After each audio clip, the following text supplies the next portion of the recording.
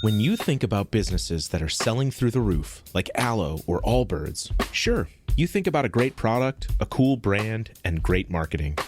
But an often overlooked secret is actually the businesses behind the business, making selling, and for shoppers, buying, simple. For millions of businesses, that business is Shopify. Nobody does online business better than Shopify.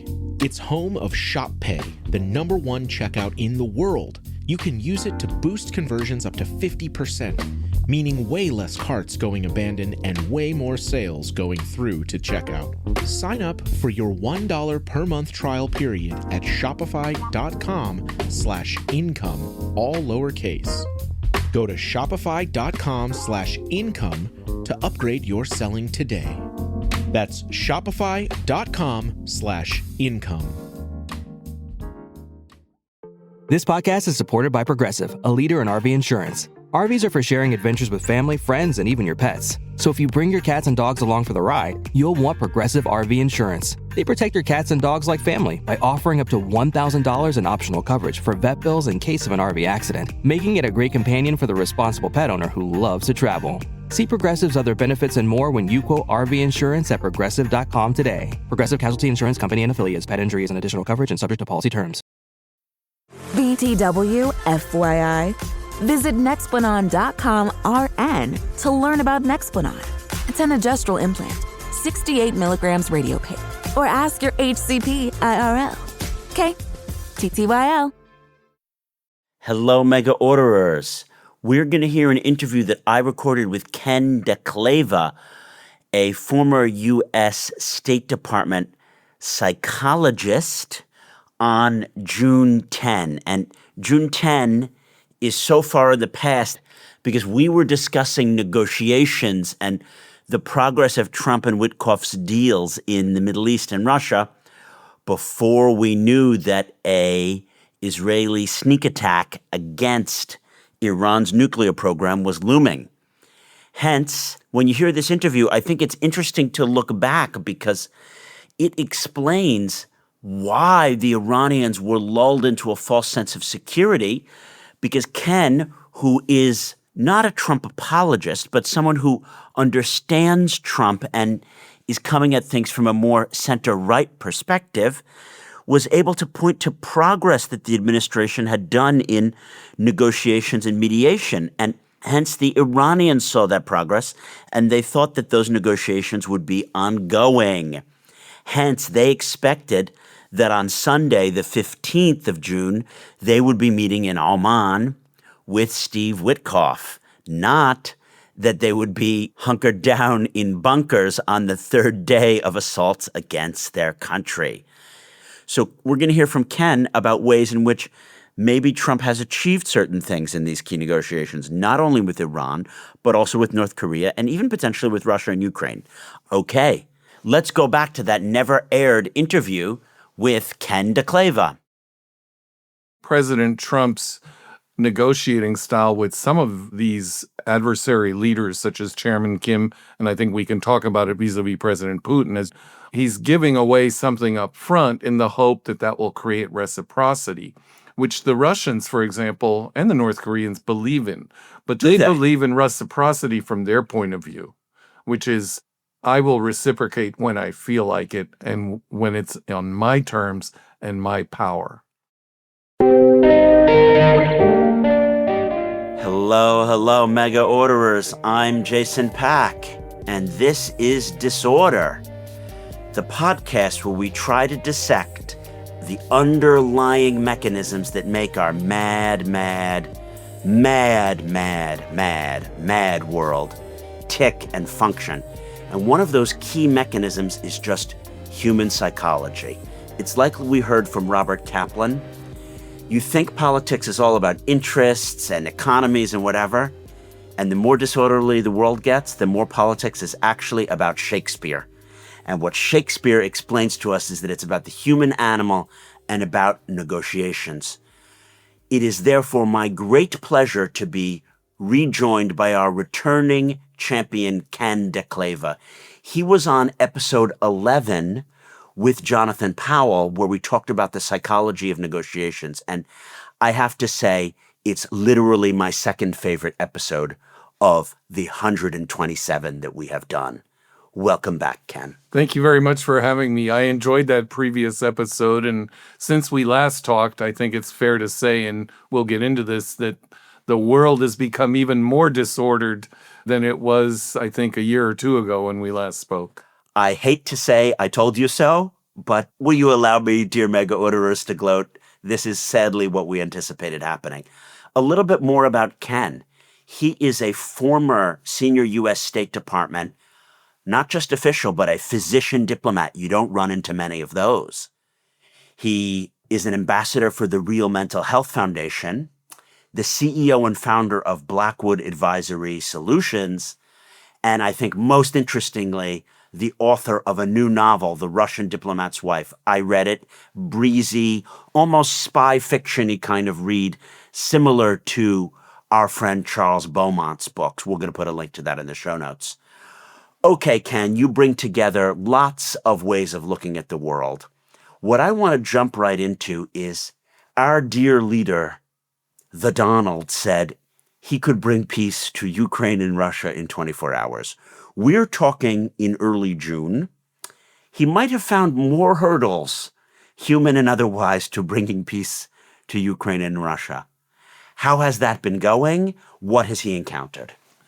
What he's encountered is great challenge and difficulty. I think his statements were really made in an aspirational way, but I think he must have known at some level, President Trump must have known, that these negotiations are very, very difficult, far more difficult than the lengthy real estate negotiations that he did for most of his life, or that his special envoy, Steve Witkoff, has done. And these are very good negotiators.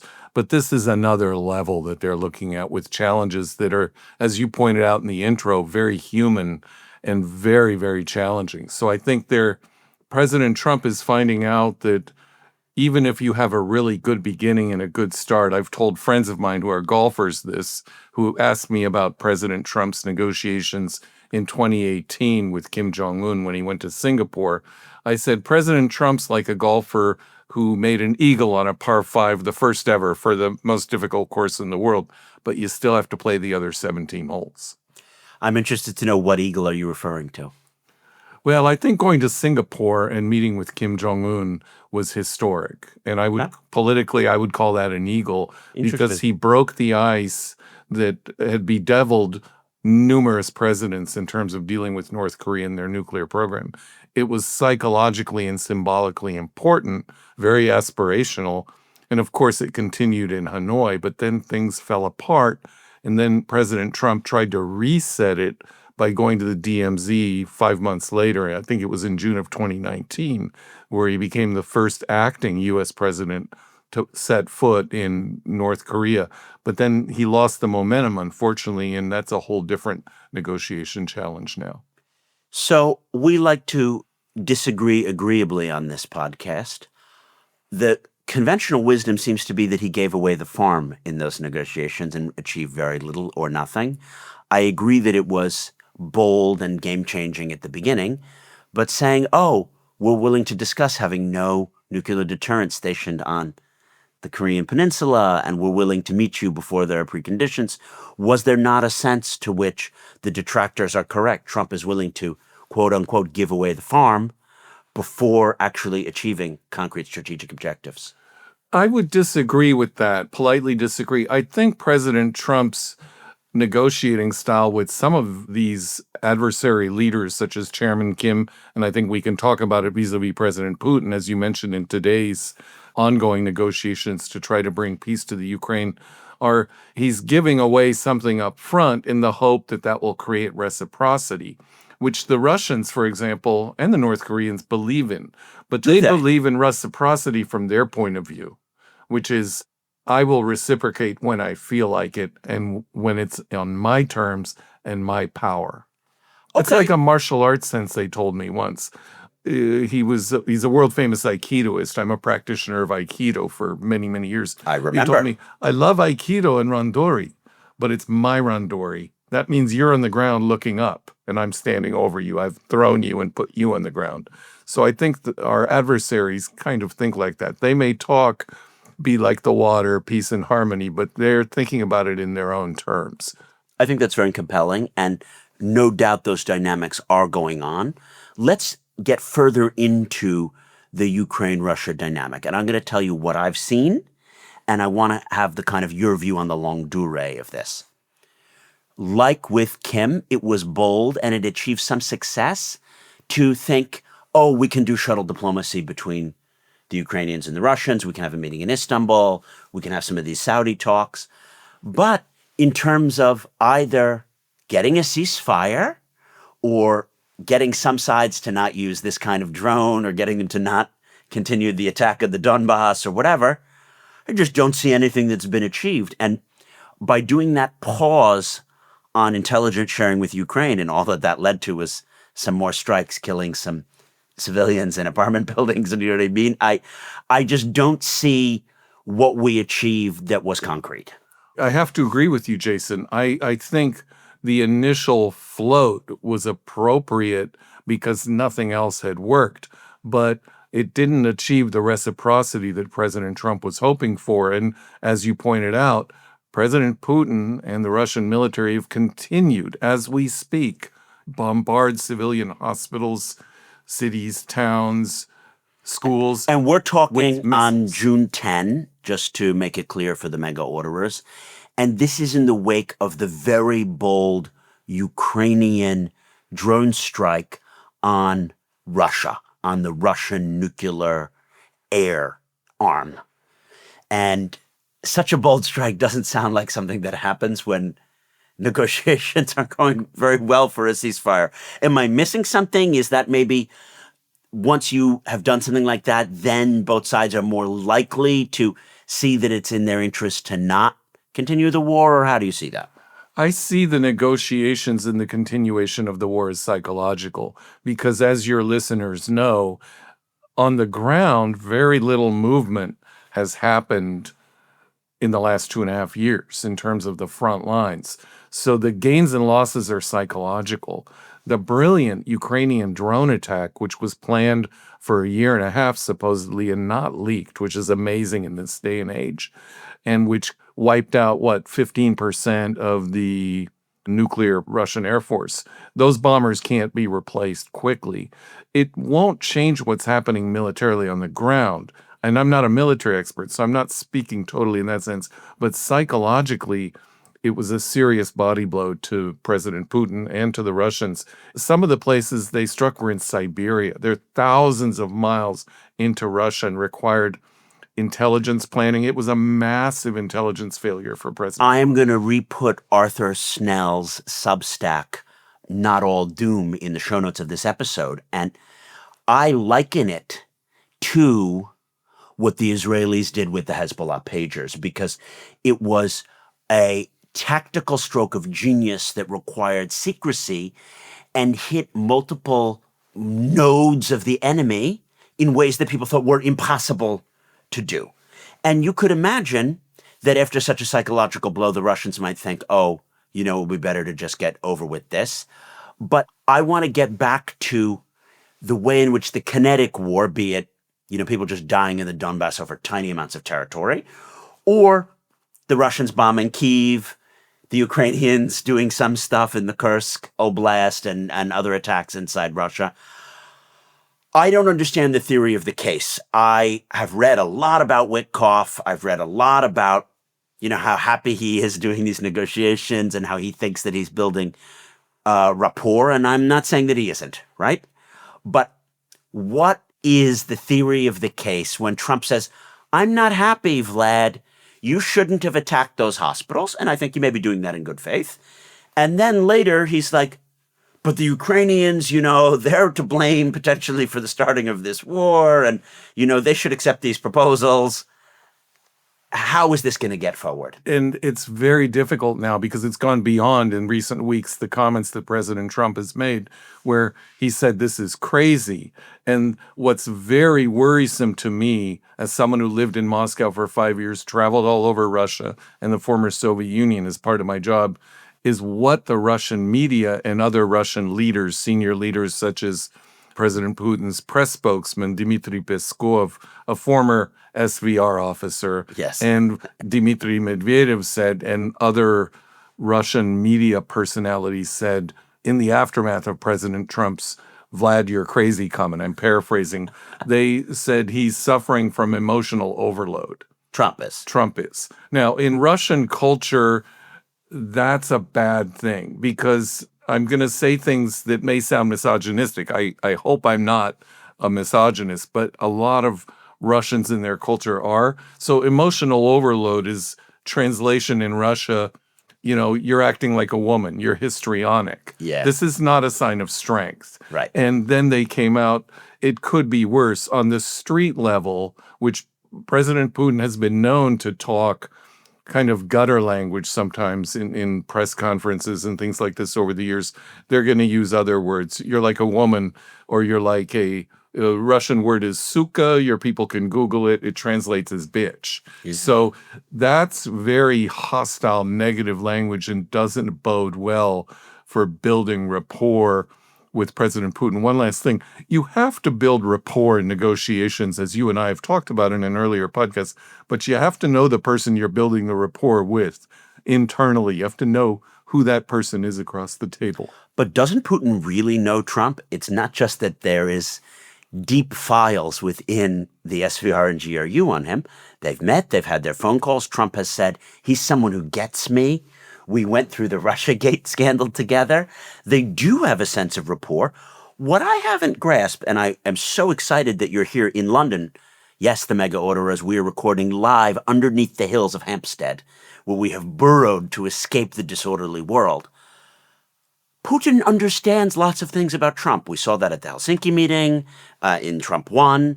He was given a lot of things, like you can hold 2/3 or 3/4 of the territory that you've illegally occupied. I'm willing to countenance America accepting the Russian annexation of Crimea, which goes against our 1994 Budapest Memorandum commitments and goes against international law, but maybe something that might be worth it at the end of a negotiation. Why is it that Putin and others who are making Russian strategy didn't say, we love it, we're willing to give this, we are very happy to embrace this because it's much more than they might otherwise get. And now they may not even get those things. Because they're maximalists. Putin is, when push comes to shove, a maximalist and believes that he can achieve his aims of destroying Ukraine. But the other thing But what has led him to believe that? Because the war's been going on for 3 years. He's believed it much longer than 3 years. This is a person who told President George Bush, Ukraine's not a real country. He told then Ambassador Bill Burns during Bill Burns' term as ambassador 2004 to 2008 in Moscow. And then later, of course, Burns was Deputy Secretary of State and most recently CIA Director. Yeah. He's told him Ukraine's not a real country. So these are long-standing Of course, beliefs. and he wrote his essays about it, and he's probably been thinking this since the collapse of the Soviet Union. They never should have let them have their own independent states. These are what some students of disorder might call what my colleague, Dr. Reed Malloy, a forensic psychologist, calls extreme overvalued beliefs. Where you have tell us more, what is that? highly intelligent people that hold on to a belief that it's not delusional, but it can feel like it on the outside. When you look at it, you can go, that person's crazy for thinking that. They're delusional. But it's not delusional. There are a lot of ordinary Russians, well-educated Russians who are multilingual, multicultural, have lived and worked in the West, who believe what President Putin says, that Ukraine's not a real country. I like how you pointed out that, of course, more than 60% of Russians would agree that Ukraine is not a real country. Older ones may remember, but wait, they're like our little step cousins. There's a degree of cultural condescension to, Ruthenian peasants, and they just speak bastardized Russian and all of that. But I think Putin miscalculated. He thought, yeah, Ukraine isn't a real country, but also we have intelligence assets inside Kyiv. We know that they're not going to fight. We know that this guy, Zelensky, he's not even a real politician. He's just a movie actor. He's just a movie actor. When push comes to shove, he's going to completely crumble. And we have people around him who are going to abandon him, and he's going to like hightail it to, go live in America. So it's been 3 years now, though, and I want to get back to my point. I get that they're maximalists. I 100% agree with you that there are ideological foundations, not only in Russian culture, but particularly in Putinist and Alexander Dogan-style circles, that Ukraine isn't a real country and that their legitimacy to rule is based on a kind of greater Russian, almost pan-Slav ideology for the 21st century. But if you're fighting a war and it's been going on for 3 years and you almost had Kamala Harris win, in which case you would have really been on the back foot and the Ukrainians might have gotten much more arms and you'd have to lose even the territory that you had gained. Even if you're a maximalist, you might be like, oh, he's willing to accept our annexation of Crimea and we can hold 2/3 of this territory in Donbass, and he's offering to lift certain sanctions. Might they go for that? Why would he not be willing to go for that more? 2 reasons. One, he's Russian, and the other, he's a trained KGB officer. You never stop. The way they're trained is you push the knife. If the knife goes into flesh and reaches tough muscle, you pull back. If it reaches softness, you keep pushing. There's one other thing that has happened in the last week that is critical to how President Putin will view President Trump psychologically as a negotiating partner. And I don't profile American leaders. I work for the home team. I profile adversaries. But what worries me is what's playing out with President Trump and Elon Musk. If President Trump doesn't resolve this issue and he comes out looking weaker because parts of what Elon Musk have said could constitute a threat to the legitimacy of President Trump's historic election victory 100%, and his presidency. 100%. If he looks weak, our adversaries, Xi Jinping, the supreme leader of Iran, Chairman Kim of North Korea, and President Putin are watching very closely how this epic struggle plays out. That was very well put, Ken. And I think that you've pointed out something which is at the core of the disorder concept, which is that in our era of global enduring disorder, all theaters of conflict, be it climate change in Ukraine or be it Gaza and AI, are linked. Ergo, if Trump emerges from a tussle with Musk weakened, he's not only weakened domestically vis-a-vis the midterms or how he deals with various congressmen, he's weakened relative to Putin and negotiations with Iran because these domains are inherently linked. So let's use that as a pivot point, briefly, to talk about the Iran negotiations. The way that I see things, there is a view that Trump and Witkoff have made more successes or at least been cleverer in their engagement in the Middle Eastern theater than in the Eastern European theater, and that they should get more credit, just as the Abraham Accords was something that various Democrats thought about and they engaged with the UAE vis-a-vis Israel, but they didn't get over the line. And we need to give Trump and Witkoff more credit for some ways that they are engaging with Iran and with the Hamas and hostage negotiations. Sitting as you are, how do you see what has been achieved? I think the achievements are incremental, but promising in the sense that having the Saudis host the initial talks in Riyadh was it's a way of luring them in and pulling them toward the Abraham Accords 2.0, which is an aspiration of President Trump's. And it was Biden's aspiration as well. He was working on it. He just didn't get it over the line because of October 7th.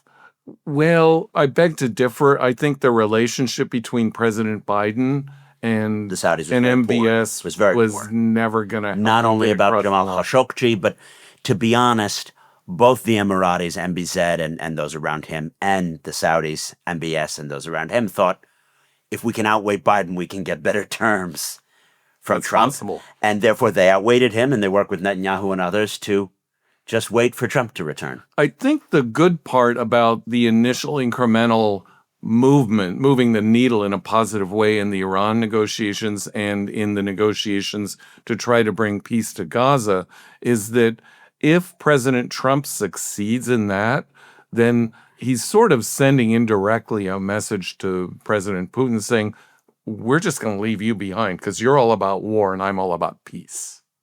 Oh. And that's a powerful message. Both. The other variable in the Middle East negotiations is the role of Turkey. Okay. Which is very fascinating because partly about Erdogan, but the Turks have played a very important role both during parts of the Biden administration and the hostage releases that happened last year. Those were facilitated through Turkey and with Turkey's intelligence service and diplomatic service. So I think that's important, and they want to be in a role kind of merging East and West. They also, the Ukrainian defense minister, he is very close to Foreign Minister Hakan Fidan. So he has close relationship with the Turks. And the Turks have an important role in that part of the world because of the Black Sea. Not only that, they are the NATO member with the most clout in talking with Russia. They're the NATO member who both in Syria and Libya, even when they're on opposite sides of both those conflicts, they coordinate.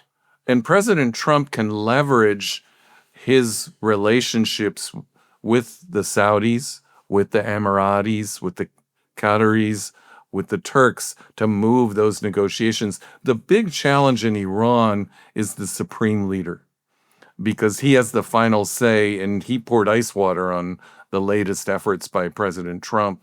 But the supreme leader is old. I think he's 86 and he has late-stage prostate cancer. So he is not long for this world. Back to the Iran situation, I want to understand what they're actually negotiating. I understand it that Trump said the JCPOA was this horrible deal. We should not have a deal with Iran. They're such a bad actor. And then, now that the Iranians have not had the deal and have proceeded much, much closer to getting a nuclear bomb, he says, we should have a deal. We should, give them sanctions relief in this and that and the other. And he's proposed a deal which is very similar to the deal that he had been against, but it's much weaker now because we let the Iranians, when we weren't in the deal, proceed and enrich all this uranium. I agree with you there that what it appears is that President Trump wants a deal that has his imprimatur. I'm very interested in this from a negotiation perspective. The Israelis make noises, we're going to blow up the program. But then we know they don't have all the bunker-busting bombs. And then, would they do it now? Shouldn't they have done it right after they disabled all of the Iranian anti-aircraft stuff after that drone wave strike? There was that period when the Iranians were denuded of their ability to attack Israeli fighter jets. Now they've waited all these months. Is now really a decent time? How do you see how those two realms, the realm of the threat of a military response and the negotiations, how are they interacting? I think they're interacting, getting back to what you said. There's one other variable that we're going to talk about, and you will appreciate this having lived in Syria, which is President Trump's outreach to the new Syrian leaders. It's a good move. Is a critically brilliant move. Great move. And it goes right against, if Israel were to bomb the Iranians now, even though the Iranians are militarily at their weakest point, they've lost Syria, they've killed the leaders of Hamas Hezbollah. And Hezbollah, Nasrallah, and other senior leaders within Hezbollah and Hamas, and killed selectively and covertly Iranian scientists and military leaders who were advising these terror groups. If Syria might flip the current leader, if Israel bombed Iran, he would turn back to Iran. That's the risk. There is no way, given his history and who he is, that he could align with the United States and the West if Israel bombed Iran today. And we're talking about Ahmed Sharra. Yes. I'm not sure that I would agree 1,000%. He is a Sunni, and he did used to be a part of Al-Qaeda. They are rabidly anti-Shia. Of course, he believes in the sovereignty of these Middle Eastern states, and part of the Al-Qaeda-ism, shall we say, is the view that the West is a colonial and imperial power and we need to work together to resist it. And I could see that, but I could also see the Shia got their comeuppance. I think that a lot of Sunni Islamists in the Gulf and elsewhere will be quite happy if the Iranians get taken down a peg. That's possible, but there are so many other higher order effects that are hard to predict. Yeah. That's the risk. And I think President Trump is correctly diplomatically, and quietly, and sometimes maybe less quietly, tried to put the brakes on the Israeli threat. Now, it's a good leverage to have with the Iranians. It's a classic leverage. It's a good cop, bad cop thing in police interrogation, which is, if you don't tell me what I want, the guy in the next room is going to come in and, it's not going to be so pretty. Yeah. So he's doing that. How far that will work with the Iranians. And I think the other negotiating variables that we don't know as much about is when the supreme leader dies, there's a brutal power struggle that's going to happen between the hardline clerics and the technocrats, if you will, that may want to tilt more toward the West and negotiate. I don't think either side would give up a nuclear capability, a capacity, but the technocrats may be more willing to negotiate versus the hardliners are like, you can't trust President Trump. You can't trust the West. Keep doing what we're doing and wait Trump out, so to speak, because Trump's only going to be here for another 3 years. But let's get back to what is the deal that's being proposed. In other words, I have some sense of what a Russia-Ukraine deal would have to look like. Oh, some Russian troops are going to have to stay in place in occupied areas in the Donbass. A special status will have to be made for Crimea. Some sanctions will be lifted as a carrot for the Russians, but they're going to have to forfeit some of their frozen assets to rebuild Ukraine. I mean, I can imagine it. What are we negotiating about vis-a-vis Iran? Are they going to allow inspections of their centrifuges? Are they going to give up fissile material? What is the contours of a deal as you understand it? I don't know for sure, but from what I've read and studied in terms of Iranian negotiating psychology, I think the problems are, even if they promised less amounts of fissile material and allowed some inspectors in, the issue becomes, can they be trusted? We've been down this road before. The other problem is their missile technologies and using proxies, which they are still using today, i.e. the Houthis. I don't think they're going to give up that arm of their foreign policy. So that's going to make it very difficult for President Trump and his special envoy to reach a deal quickly with the Iranians. I also think that with the supreme leader being sick, the risk you have is, even if the supreme leader gave his blessing to a deal, once he dies, it could be undone by the next supreme leader, and they could say, we don't want this deal. After the break, we discuss Witkoff, the main impresario of Trump's negotiations.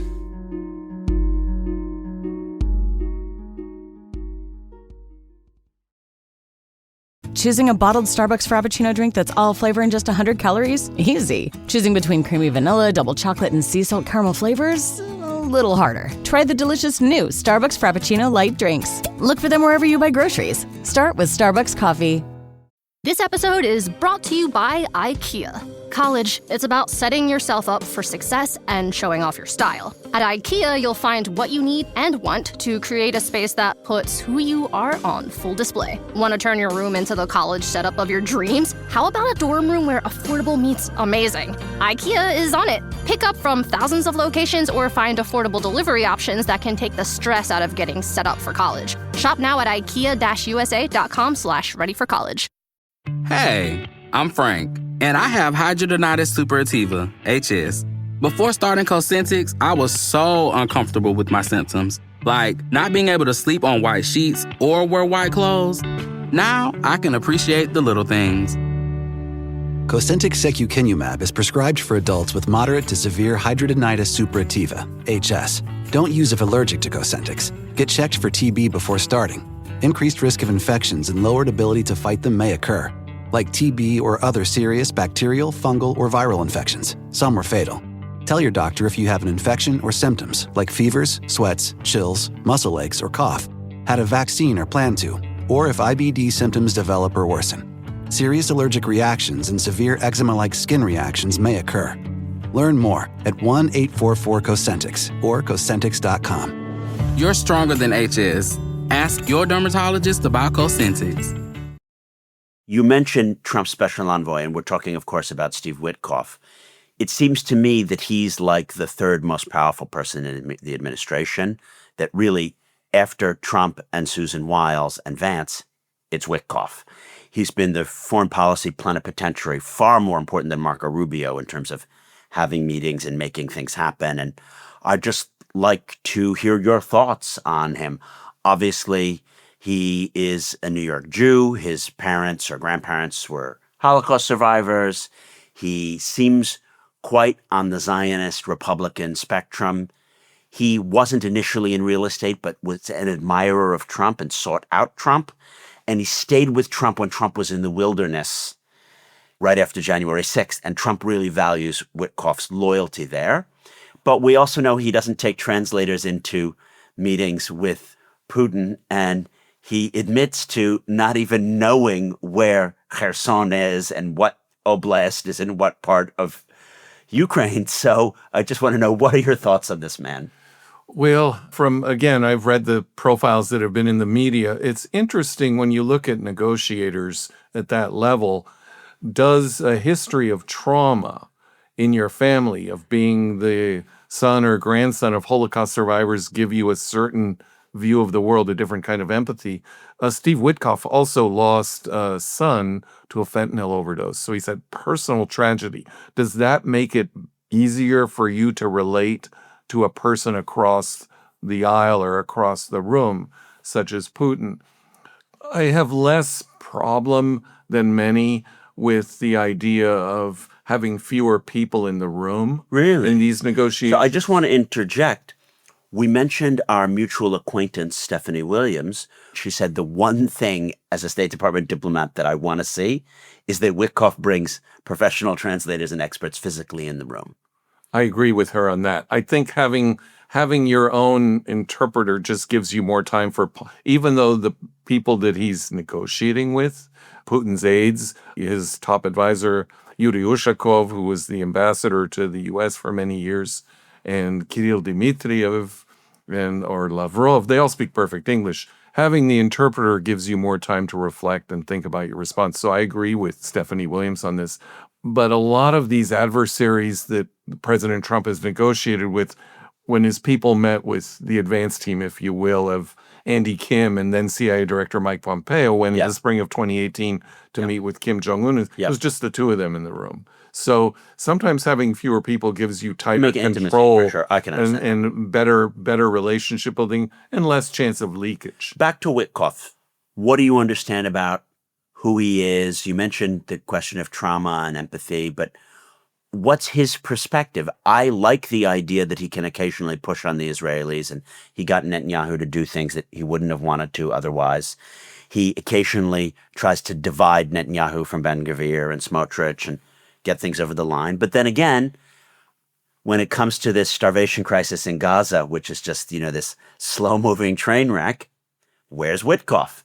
He seems to be interested in the kind of headline-grabbing things about the hostages, and I don't see him moving the needle to come up with things to get over the line, some kind of end game on Gaza. I think the end game has to deal with the suffering of civilians. You have to have an end game where Hamas is not in power or able to replicate the tragic, horrific October 7th attack. But from what I've gathered is Witkoff is probably it's easier to get another hostage release from a negotiation and negotiation psychology point of view than it is to solve the problem of what do you do with 2 million people that are now quasi-homeless or homeless in Gaza, which has been destroyed. Yes, there are no easy solutions to that. I will always toss out my solution, which I've been talking about since October 2023. You need to rope in the Saudis, Qataris, Emiratis, and Egyptians. Agree 100%. To all want to not just fork up money, but fork up expertise and people on the ground to administer, build schools, offer scholarships, have a stake in not only rebuilding buildings, but making the security and diplomacy of the thing work, and that it can't be just some American contractors that BCG then apologizes that they were connected to, because The people who have the skin in the game and the regional knowledge are our allies in the region. And therefore, we have Sunni allies. We should be using them. That's my view about an endgame. Last pass at Witkoff.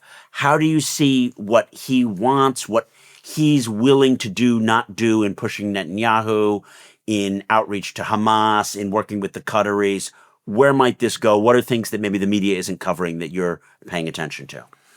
I think there's a lot of things. I know some people who I can't name because it's private, of course, who are involved in these negotiations in the Middle East. I think you have these government-to-government negotiations, but you have people who are doing track 2 and track 3 diplomacy. Yes. So I think working with our partners, with these people, working with the Qataris, with the Saudis, and Iranians, we should be talking to the Iranians and imagining an Iran post-supreme leader. We should be trying to understand and use our allies to figure out who those people will be, because they're the ones that are going to drive the final negotiation outcome that President Trump and Steve Witkoff are seeking. And as much as I would love to bring your expertise and perspective to discuss America's largest adversary, China, and how we need to deal with them on AI, this has already been such a fruitful conversation. I would like to ask you to order the disorder with me, Ken. We need to pivot back to China first, but as I understand the theory of the Trump-Witkoff approach to all these negotiations, it's if we can patch things up between Ukraine and Russia, if we can simmer down tensions with Iran and try to end the war in Gaza, then we'll have a united Eastern Europe and the Middle East, and we can focus on the main threat from China. I understand that approach. Bannon has spoken about it. Others in MAGA world have spoken about it. I don't see it as happening. I don't see that the Russians would ever work with us against the Chinese. They are so reliant on the Chinese for energy and investment and stuff. How do you see these things going? How can these big negotiations order the disorder globally? I'm glad you brought up China, because my views are contrarian, having studied Xi Jinping very carefully. Now, while he and President Putin have a close relationship, there was actually recently an article in the New York Times where it talked about the deep, massive distrust that the SVR and FSB, Russia's intelligence services, have vis-a-vis the Chinese. And I think that's real, because if President Xi Jinping can't solve the Taiwan issue as he sees it right away, the other issue he can solve is say, let's take back those parts of Siberia that used to be Chinese in the 19th century and make them ours again. So I think Russia's very much the little brother there, and I think this relationship has been, while important and close between Putin and Xi, has been overhyped. I think there's a deeper historic mistrust that will play itself out in the next 10 to 20 years after Putin and Xi are no longer in power. It will, as you get a stronger, bolder China economically and also just look at the population. And then we can lure, that's when we can diplomatically lure Russia back, what they call the reverse Kissinger. And we should be thinking like that. And I'd like to see that reverse Kissinger. And even more importantly, I'd like to see a post-Putin Russia, whether it's democratic or not, that can work with the West, can use some of the civilizational connections that we have with this Orthodox Christian society, and is willing to change its aggressive behavior, reform its expansionism, and be vested in a rules-based order. That's obviously 10 to 20 years in the future, but we will then be able to work together against the Chinese threat. The Chinese threat is about this race to power over AI. How do you see these negotiations dealing with the primary four-dimensional chessboard, which is who gets to the singularity about AI or gets to control how the commercialization of AI is playing out? Here's how I see AI. I'm going to sort of sidestep, forgive me. I am very disturbed about the decision to cut the visas for hundreds of thousands of Chinese students in the United States. As am I. Graduate students and postdocs who are working in critical science fields like robotics, AI, cyber, and biomedicine. My field, I'm a physician. This is a bad move, because whoever the new Cold War in your disordered world, and I've written about the new Cold War between China and the US, is different than the old Cold War. It's a war of human capital and talent. Yes. Whoever wins the talent war will win the AI war. 100%. And that's right now we're shooting ourselves in the foot, and it bothers me. And these students will go elsewhere if they're not welcome in the U.S. Now, there's a famous anecdote that a senior counterintelligence official told me, an American. When they asked Deng Xiaoping in the late 70s and 80s, you're sending tens, hundreds of thousands of young Chinese smart kids to the U.S. to study. Are you worried that they'll all stay there and help the Americans? And, he said, no, why should I worry? If 5% come back, I'm happy with that. So we have to expect there will be some that will return to China and work in China's national interests. But we still are the winners. If you look at the percentages of startups, of Nobel Prizes, leadership, we need this. And right now we're giving, in the world of game theory, which you have a lot of expertise in, we're giving them huge advantages that will be hard to recover. I couldn't agree more. And it's not just vis-a-vis the Chinese. The thing about the facing down Harvard and the foreign students is like, oh, the future queen of Belgium, she got her student visa revoked. And then, a lot of European graduate students are like, I'm not sure I want to transfer from Harvard to Ohio State. I think I'm going to go back to study at the LSE. I'm going to go back to where I was in Stockholm. And it's true, those are our allied nations, but it just doesn't leave a good taste in the mouth when we need to work together with these people as they become the leaders of their countries. So this is an own goal. And speaking of own goals, imagine if you wanted to pull Russia away from China, or you wanted to heal some Sunni Shia and Israel Arab fissures in the region so you could get everyone to work together against China. Why would you then tariff all countries in the world, piss them off at you, and make it more difficult for them to want to work with and economically integrate with the U.S. to confront the threat from China? I completely understand the rebalancing of the relationship economically with China, but you can't be doing that at the same time as you're leveling tariffs on our allies.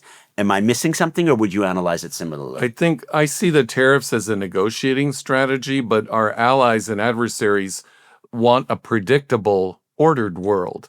And if the tariffs are constantly shifting every couple weeks or every month, then economic people that are investors, private sector, don't know where the sands are shifting too much for them. So I think that's the challenge there. I want to get back to what you said about Russia. One of the things that gives me some optimism, and I may be naive in this, but was the presence of Kirill Dmitriev in these talks and the ongoing presence, and he has a social media presence. This is Putin's way of saying these are the new Russians. Because Ushakov is 77, Lavrov's in his 70s, President Putin is 72. Their generation is passing from the scene. Putin is very healthy, but when you're in your 70s, bad things can happen. But Kirill Dmitriev is 50. He's a brilliant guy, so he represents that new generation. I think there are a lot of Russians and European elites in Austria, Germany, France, Italy, Switzerland, and even in the UK that want this horrible, tragic war in Ukraine to end so they can go back to business as usual and trade with Russia and have that kind of more integration with Russia and the West. And I think that will probably happen at some point, but it's going to be difficult to happen. You have to have a ceasefire. You have to have some kind of a peace deal. And you probably have to wait till President Putin is no longer in power. I think that's about right. So to wrap up, if you were going to order the disorder, if you had an elevator ride with Steve Witkoff and you said, you know what? I used to work for the U.S. government and advise people on negotiations. I have some things to tell you. You had 10 floors. What would you tell him in that 3 minutes? I would tell him you need to add one person to your team and bring him out of retirement. And that's CIA Director Bill Burns. I think it's 2 people. The other is yourself, because he needs to have some profiling. But yes, Bill Burns is uniquely positioned with what he's experienced. And what would you tell him next? I would tell him to use the interpreters as an extra leverage point in these complex negotiations and be less public. I think a lot of these negotiations dealing with these adversaries, even though we live in an age of social media where people are tweeting, Yeah. and President Trump loves social media. Yeah. But one of the most fascinating things about President Trump was during the Abraham Accords, during his first term, President Trump, all you heard about that for a year and a half was crickets. President Trump maintained exquisite radio silence, didn't tweet about it, anything like that, because had he done that, it would have blown up in his face. So I think these negotiations are in a way so delicate, especially the track 2 and track 3 things that are going on with Russians, with Iranians, with our Middle East partners, with the Chinese, have to be done quietly. And you think that he has the capacity and the patience and the attention span to bring one of these complicated negotiations to fruition? Who are we referring to? Trump. Yes, I think the Abraham Accords proved it, but President Trump might... And maybe that was Jared. Maybe that was then. Well, This he is used now. Jared. He used Jared very expertly. I agree. Jared was a key figure in the Abraham Accords, and again, very disciplined and quiet. I think President Trump would be wise, and I would tell this to Steve Witkoff in the elevator. Our greatest weapons, this was told to me by a senior CIA official once when I was being briefed before I went to a foreign country. I said, explain to me, how do I understand this? He said, we have 2 weapons. There's silence and money. And that has to be remembered, even in this age of social media and 24/7 cable TV, and especially these cultures where that is valued. Silence is valued, and of course, money is always valued. 100%. I think, however, though, in terms of silence, Trump so desperately needs a win, given the riots in LA, given the economy having tanked a little when the tariffs were announced. And yes, it's come back, but we're still in recession-y territory, given the lack of progress in Russia-Ukraine. My fear is that every little thing, either with the Iranians or in the Middle East, will be given just to have a deal where they can have a signing ceremony and he can say, look, I've gotten this over the line. The problem with that, if you just do that, is that it's performative and it doesn't go to the long-term substance. 100%. I mean, but my fear is that it has become performative because of this obsession with I'm the deal maker, I'm the deal man, and he just so needs a deal for domestic political reasons, given what has become only, 120, 140 days in, quite an embattled presidency. Unfortunately, as much as we all want there to be a deal with Iran, a deal with Russia vis-a-vis Ukraine, that alone may not be as helpful to President Trump politically as might have been the case earlier in the first couple months of the administration. Yeah. I think the deal that I pray for as a citizen and as a patriot would be a big, beautiful immigration bill that resolves this tragic, complex issue in our society. And we haven't had such a bill since 1986, if I'm correct. That would be the deal that would cement his legacy in addition to any foreign policy deals. Well, here's to ordering the disorder. I would also like to see a big, beautiful bill where people can, with skills, come to the United States and contribute to our economy, and where you don't need to climb some kind of fence or put your kid on some caravan, because that's very counterproductive and leads to tons of negative outcomes. So from your mouth to God's ears, and it has been a real pleasure to order the disorder with you, Ken. Thank you very much for having me. As always, our producer has been the one, the only, the George McDonough. If you're really interested in these topics, please check out the show notes. Consider buying Ken's book, The Russian Diplomat's Wife, and reading more about his other work. We're putting lots of links, not only in the show notes, but in the Substack. We're going to talk about other things that Ken and I have done and interesting ways of profiling the psychology of foreign leaders and how negotiations are going on. I'm fascinated by Steve Witkoff, and I'm going to put an article, a kind of Atlantic biography of him, in the show notes. The Disorder podcast is co-produced with Evergreen Podcast. It's a great platform. It helps connect producers and listeners like yourself. Check out the link in the show notes. Okay, I am wishing you an orderly rest of your week.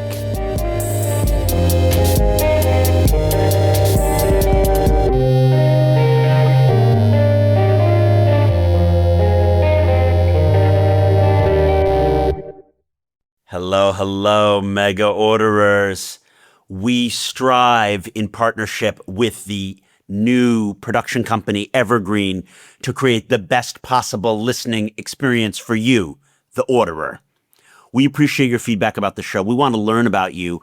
What topics would you like? What kind of sponsors do you want to hear about? How we have a better experience? If you go to theshowsurvey.com/disorder, you can take a short anonymous survey and you will be entered in a drawing to win a $100 or £100 Amazon gift certificate. Again, that's theshowsurvey.com/disorder.